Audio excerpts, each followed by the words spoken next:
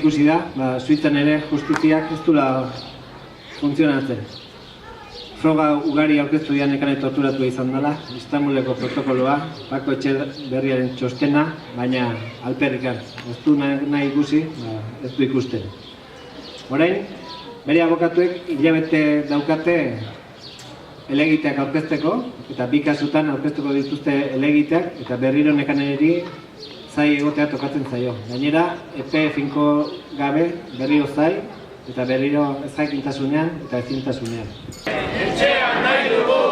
Nekane! Etxea nahi dugu! Nekane! Etxea nahi dugu! Oso larria da, Suitzar justiziak amore eman izana, men egin izana, audientzia nazionalaren aurrean. Men egin izana, milaka eta milaka torturatu bere aurretik pasa, eta itxu, mutu eta gor egin duenaren aurrean.